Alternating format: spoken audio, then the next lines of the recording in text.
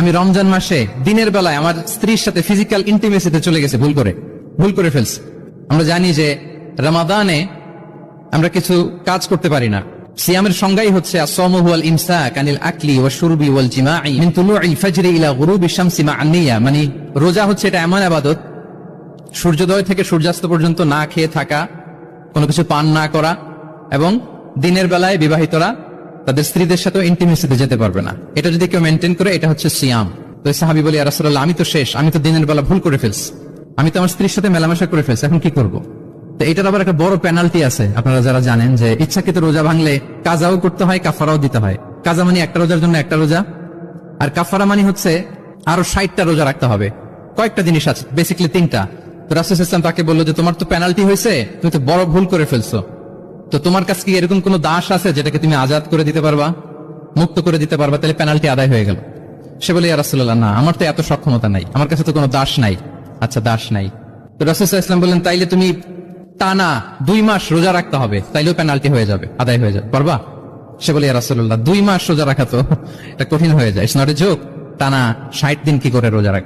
তো রাসূল সাল্লাল্লাহু আলাইহি ওয়াসাল্লাম বললেন, এটাও পারবো না, তাহলে 60 জন মিসকিনকে খাবার খাইয়ে দিতে হবে এজ এ পেনাল্টি। বড় অন্যায় করে ফেলছো, 60 জন মিসকিনকে খাবার খাওয়াবে, এটা পারবা? সে বলে, ইয়া রাসূলুল্লাহ, এটাও পারবো না। তুই কয়টা অপশন দিয়েছিলেন রাসূল সাল্লাল্লাহু আলাইহি ওয়াসাল্লাম?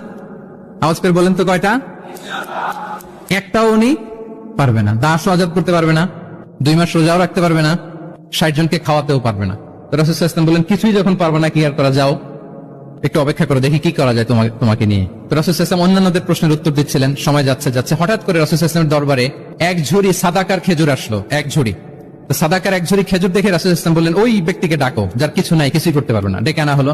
রাসূল সাল্লাল্লাহু আলাইহি ওয়াসাল্লাম বললেন, যাও, তুমি তো কিছুই করতে পারবে না, এই 1 ঝুড়ি চ্যারিটির খেজুর, সাদাকার খেজুর তুমি গরিবদের মাঝে বিতরণ করে দাও, তাসাদ্দাক বিহা, এটা বিতরণ করে দাও, তাইলে আশা করি আল্লাহ তোমাকে মাফ করবে।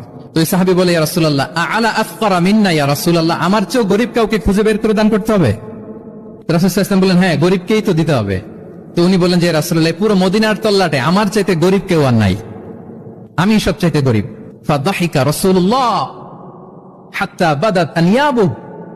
এই কথা শুনে রাসূল সাল্লাল্লাহু আলাইহি ওয়াসাল্লাম হেসে দিলেন, এত হেসে দিলেন যে রাসূল সাল্লাল্লাহু আলাইহি ওয়াসাল্লাম এই পাশের চোয়ালের দাঁত দেখা গেল। এত বেশি হাসেন না উনি, নিজেকে ধরে রাখতে পারলেন না, হাসি আটকে রাখতে পারলেন না। ফাদাহিকা রাসূলুল্লাহ, হেসে দিলেন, হাত্তা বাদাত আনিয়াবু, ওনার দাঁতের এপাশ ওপাশ দেখা গেল। রাসূল সাল্লাল্লাহু আলাইহি ওয়াসাল্লাম বললেন, যাও, দাস মুক্তি করতে পারবে না, 2 মাস রোজাও রাখতে পারবে না, তারপরে 60 জনকে খাবারও খাওয়াতে পারবে না, এখন দিলাম চ্যারিটির 1 ঝুড়ি খেজুর, এটা গরিবদের মধ্যে দান করে দাও। তুমি বলো যে তোমার চেয়ে গরিব আর কেউ নাই, তো কি করা, যাও তুমি তোমার ফ্যামিলি নিয়ে এটা খাও, তোমার ফ্যামিলির মেম্বার্স যারা আছে এদেরকে নিয়ে এটা কি করো,